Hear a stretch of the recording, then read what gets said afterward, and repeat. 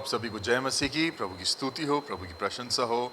आज का नया दिन प्रभु ने हमको दिखाया और आज की हम मैं होप कि इस हिंदी सर्विस की शुरुआत एक भजन संहिता पढ़कर करेंगे।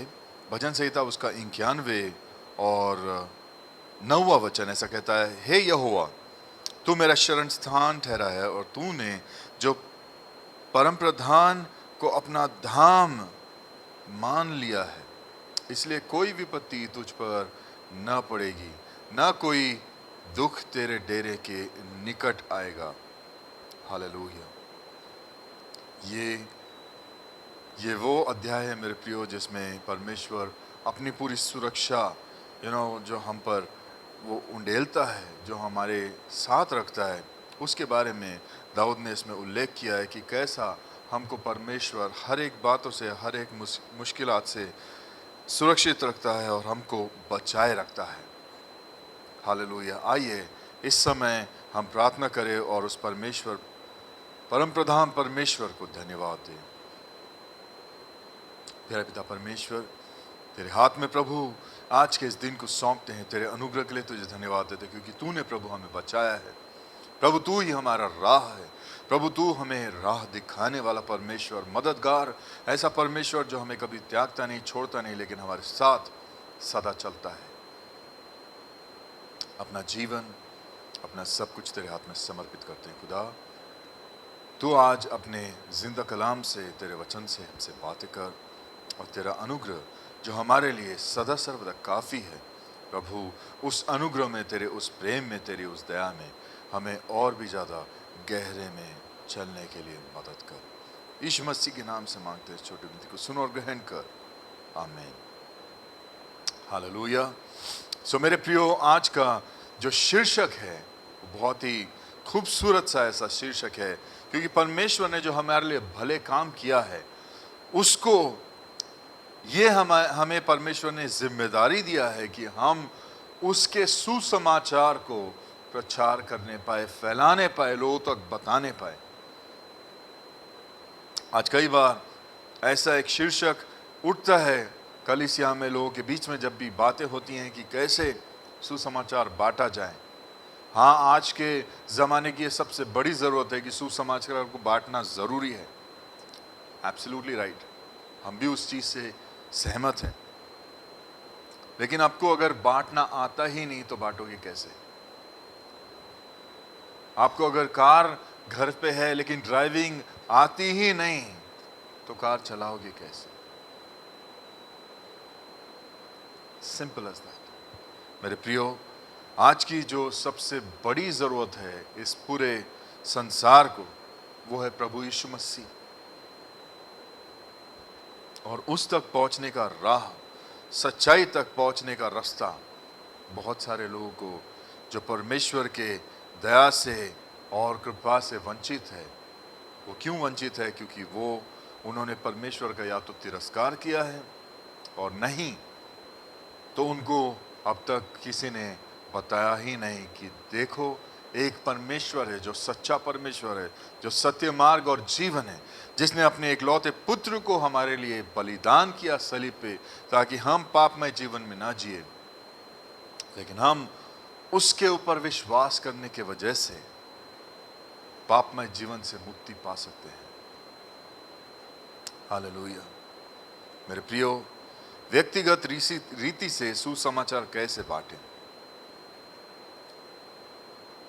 ये बहुत जरूरी है कि हम जानें कि हम परमेश्वर के वचन को कैसे बांटने वाले बन सकते हैं। उनमें आइए कुछ कुंजियां हैं जो हम देखेंगे। सबसे अहम और पहली कुंजी है बीज।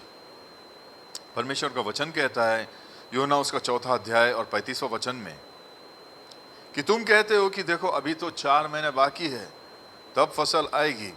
अपनी आंख उठाकर देख लो, फसल कटने के लिए तैयार है। हालेलुया। मेरे प्रियो, लोग, संसार आज रेडी है और वो संसार ही है जो फसल है। परमेश्वर का वचन जो है वो है बीज। मरकुस उसका तो चौथा अध्याय 31 और 32वां वचन ऐसा कहता है, राई का दाना सबसे छोटा होता है, परंतु जब वो रोपा जाए तो बड़ा होकर एक पेड़ बन जाता है, जिसमें आकाश में उड़ने वाले पंछी भी अपना घोंसला बनाते हैं जिसकी छांव में। हालेलुया। ये बीज का वो क्षमता है। बीज के बिना कोई फसल नहीं आ सकती।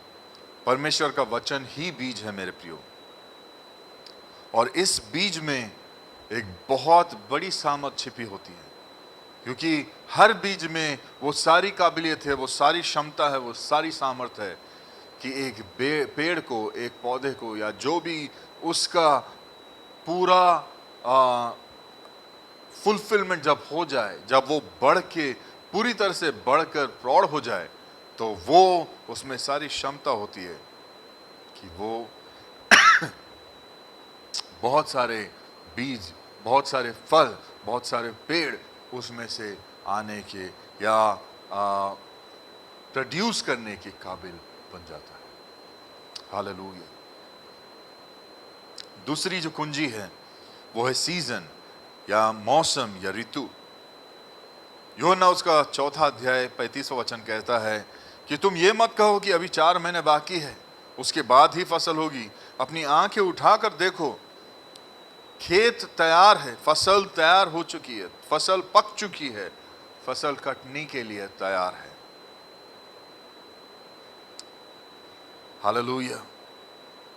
ये समय मेरे प्रियो फसल का समय है, ये समय कटनी का समय है। ये समय वो है जब हम परमेश्वर के इस समय में, जब परमेश्वर ने हमको यहाँ पे रखा है इस धरती पर, तब हम ये फसल को काट सकते हैं। और ये फसल कौन है? ये फसल वो लोग हैं जो अभी भी परमेश्वर की दया से वंचित हैं।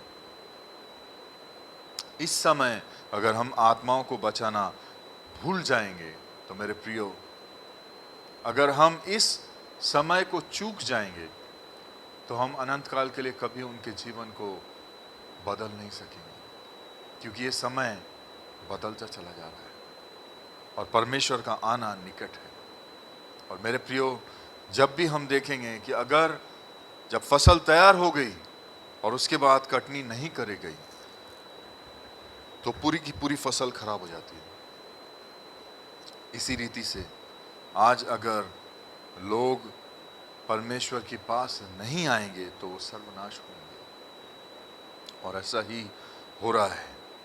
तीसरी कुंजी है लेबरर्स या मजदूर।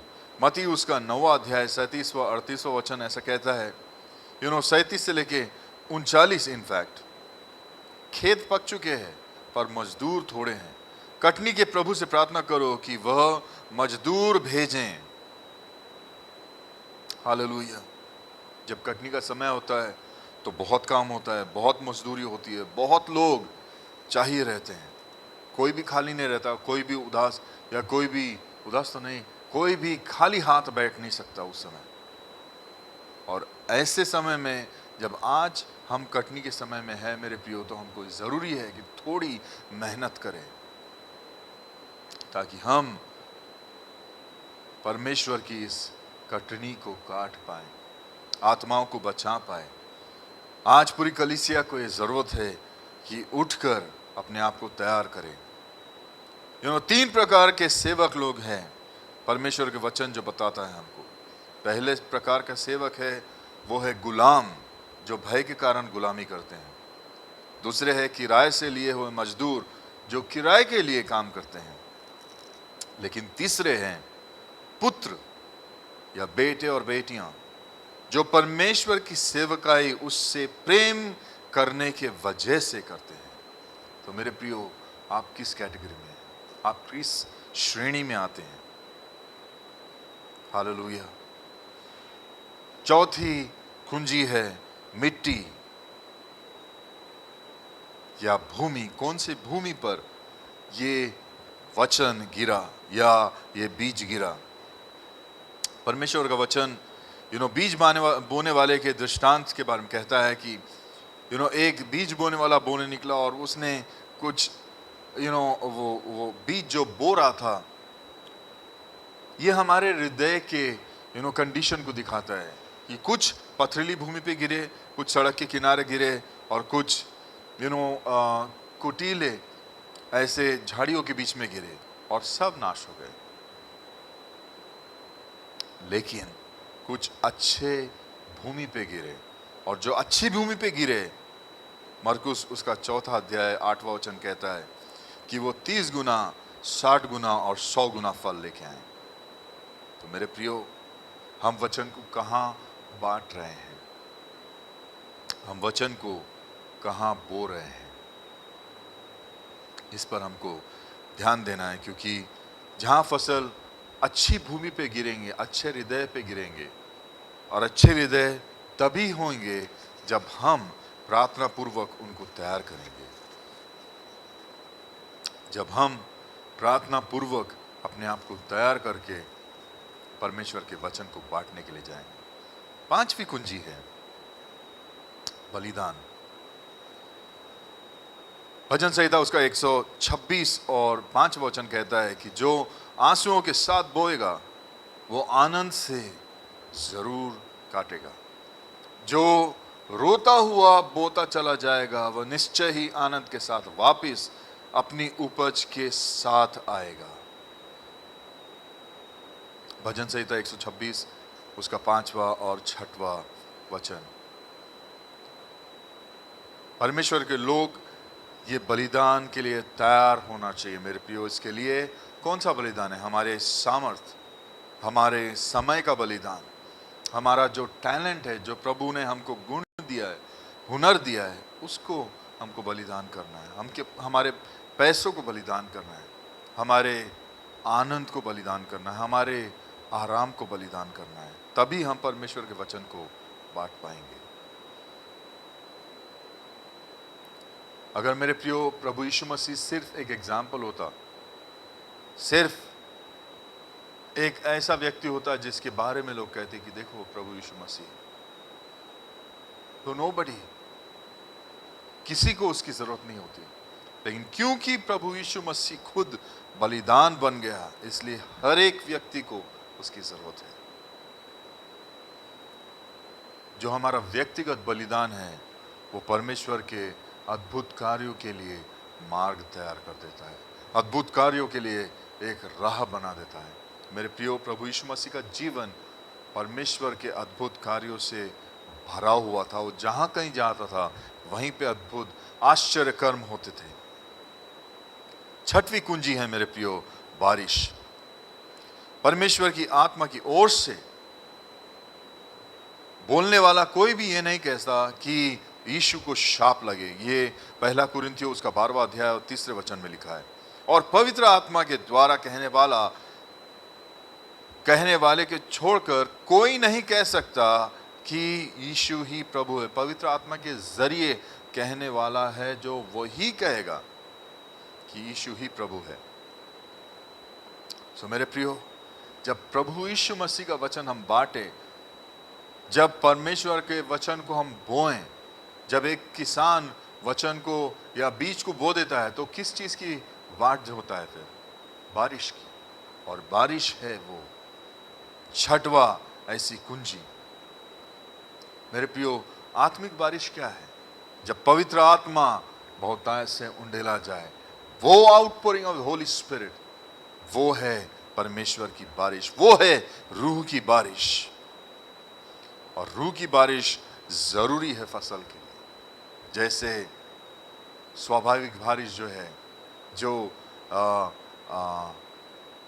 नेचर में जो बारिश गिरती है, जो पानी आता है, अगर बारिश ना आए तो फसल नहीं तैयार हो सकती कटने के लिए।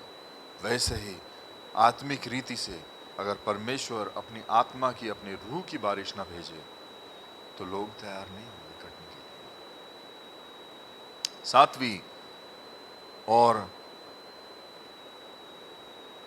7वीं बात है कि निश्चित हमारी आशा है, हमारा श्योर होप है।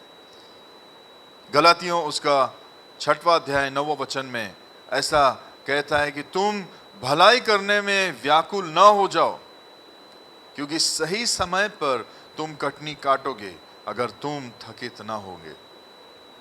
रोमियो उसका 12वां अध्याय 11वां वचन में ऐसा कहता है कि सेवकाई में आलसी नहीं परंतु आत्मा में तत्पर होकर प्रभु की सेवा करो। हालेलुया। हमको ये जरूरी है कि हम बहुतायत की कटनी की आशा में बीज बोते चले जाएं, अपना सारा परिश्रम करें, ताकि परमेश्वर जो विश्वास योग्य परमेश्वर है वो हमको अच्छी कटनी जरूर देगा। मेरे प्रियो, ये हमको जरूरी है कि हम इस उद्देश्य को रख के चले कि हम परमेश्वर का वचन जरूर बांटेंगे। और आखिरी कुंजी है मेरे प्रियो की मैसेज, वो आप क्या बांटते हैं। हालेलुया। आपने वचन जो बांटा है वो क्या है? बस कुछ चीजें हैं जो एकदम छोटी सी साधारण सी है, लेकिन बहुत परमेश्वर की सामर्थ्य से भरी हुई चीजें हैं। इनको हमको बांटना है कि परमेश्वर ने पूरे जगत को, संसार को सृष्टि किया और उस सृष्टि में परमेश्वर ने आदम और हवा को उत्पन्न किया, बनाया, उनकी सृष्टि करके उनके साथ एक गहरा रिश्ता रखा। और परमेश्वर ने आदम और हवा को इन सारी सृष्टि के ऊपर हुकूमत करने के लिए वो अधिकार दिया। लेकिन आदम और हवा ने जब पाप किया तो उनमें पाप आ गया। जब उन्होंने परमेश्वर की आज्ञा नहीं मानी, शैतान के बहकावे में आके उन्होंने पाप कर दिया और उस पाप करने के वजह से वो जो पवित्र रिश्ता था परमेश्वर और मनुष्य के बीच में वो टूट गया। और उस पाप ने मनुष्य के बीच में, मनुष्य जाति में बहुत सारी बीमारियां लेके आया, मृत्यु लेके आया, सर्वनाश लेके आया। लेकिन परमेश्वर ने एक राह बनाया, बिकॉज मनुष्य थक चुका था। मनुष्य ने हर प्रकार की कोशिश किया कि परमेश्वर के पास वापस जाए। उसने अच्छे काम किया, नए नए विभिन्न प्रकार के जाति और धर्म को मान लिया, लेकिन उसके जरिए भी परमेश्वर के पास कोई नहीं जा सकता। लेकिन प्रभु परमेश्वर ने अपने इकलौते पुत्र प्रभु यीशु मसीह को भेजा इस संसार में एक बलिदान स्वरूपी भेंट के लिए, ताकि वो हमारे पापों की क्षमा, उसके लहू बहाने से हमको हमारे पापों की क्षमा मिले और उसके ऊपर, प्रभु यीशु मसीह के ऊपर विश्वास करने से हम परमेश्वर की संतान बन जाएं। तब हम उसके साथ जीवन जी सकते हैं और उसके साथ हमारा फिर से एक प्रेम भरा संबंध स्थापित हो गया। हालेलुया। पाप ने परमेश्वर से हमको दूर किया था, हमको मृत्यु दिया था, हमें नरक दिया था। लेकिन प्रभु यीशु मसीह के उस सलीब से हमको हमारे गुनाहों से माफ़ी मिली और फिर एक बार एक नया रिश्ता मिला, एक जीवन मिला और अनंत काल के लिए हमको स्वर्ग का हकदार प्रभु यीशु ने बना दिया। सो मेरे प्रियो, हमको प्रभु का ये वचन बांटना है। हमारे सारे आजू बाजू सब जो लोग रहते हैं उन सब के बीच में, हमारे दोस्तों के बीच में, यारों के बीच में, जिनको हम जानते हैं, जिनके साथ हम काम करते हैं, हम जहाँ कहीं रहते हैं, हम जहाँ पढ़ाते हैं, हम जहाँ पढ़ते हैं, उन सबों के बीच में आज ये हमारा कर्तव्य है कि हम परमेश्वर के जिंदा कलाम को बांटे, प्रभु के सुसमाचार को बांटने वाले बने। आपकी गवाही सबसे बड़ा एक परमेश्वर का संदेश है मेरे प्रियो। आपकी गवाही में आप ये जरूर से शामिल करें कि आपका जीवन प्रभु यीशु से मिलने के पहले कैसा था। प्रभु यीशु जब आपके जीवन में आया तो उसने क्या बदला, और प्रभु यीशु के बाद आपका जो रिश्ता पर प्रभु यीशु से रहा है, उस रिश्ते से आपके जीवन में कैसे प्रभु ने आश्चर्य कर्म किया है, प्रभु ने कैसे आपको उत्तर दिया है, आपकी पर्सनल टेस्टिमनी को, गवाही को मजबूत बनाया है। हालेलुया।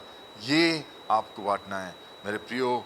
बहुत सारी ऐसे प्रभु के वचन में हमको ऐसे सिद्धांत मिलेंगे या ऐसी सारी बातें मिलेंगी हमको परमेश्वर के साथ वो रिश्ते में स्थापित होते गहराई में उतर के चलना है। हमको प्रार्थना में बनना है, हमको परमेश्वर की आज्ञाओं को मानना है, विश्वास करना है और उपवास प्रार्थना के साथ जाकर परमेश्वर के वचन को बांटना है। और जब हम बांटे तो लोग जो रिस्पॉन्ड करे उससे हम निराश ना हो, लेकिन उनके रिस्पॉन्स को हम आदर दें और अपना जो उनके साथ रिश्ता बना रहे वो बरकरार बनाए रखे, उनको तिरस्कार ना करे। मे भी हो सकता है कि पहली बार वो आपकी नहीं सुने, दूसरी बार आपकी नहीं सुने, लेकिन समय रहते वो जरूर सुनेंगे। हालेलुया। प्रभु आपको मदद करे, आशीष करे। और ये अगर आप में से कोई हमारे बीच में जो आज मौजूद है, जो हमको सुन रहे हैं ऑनलाइन, मेरे प्रियो, अगर आप में से कोई ऐसा है जिसने अभी तक भी प्रभु यीशु मसीह को अपने जीवन में ग्रहण नहीं किया है, तो आपको सिर्फ एक छोटा सा काम करना है। प्रभु यीशु मसीह के ऊपर विश्वास करना है, अपने पापों के लिए, अपने गुनाहों के लिए, अपनी गलतियों के लिए प्रभु से माफी मांगना है, अपने दिल में पश्चाताप करना है और एक छोटी सी विनती, एक छोटी सी प्रार्थना करना है। आप मेरे पीछे दोहरा सकते हैं। आइए प्रार्थना करें। प्रभु यीशु मसीह, कहिए मेरे साथ, प्रभु यीशु मसीह, मेरे सारे पापों के लिए, मेरी सारी गलतियों के लिए मैं तुझसे माफी मांगता हूं। प्रभु मेरे जीवन में आ, मुझे तेरे उद्धार के जीवन में मार्गदर्शन कर। तू मेरा प्रभु, मेरा अगुवा हो जा। तो मेरी अगुवाई कर, मेरी मदद कर, ताकि प्रभु मैं तेरे अनंत काल के जीवन में प्रवेश करने पाऊं। मेरे सारे कमी और घटियों को तू सुधी ले, मेरी मदद कर, ताकि मैं गुनाहों में ना पड़ूं, लेकिन मैं तेरे उद्धार के सामर्थ्यशाली जीवन में आगे बढ़ता चलूं। प्रभु यीशु मसीह के नाम से मांगते हैं। इस छोटी सी विनती को सुन और ग्रहण कर। आमीन। अब हमारे परमेश्वर पिता का प्रेम, प्रभु यीशु मसीह का अनुग्रह और पवित्र आत्मा की संगति आपके साथ सदा और सर्वदा होती रहे। आमीन। प्रभु आपको बहुत तायत से आशीष दे। जय मसीह की।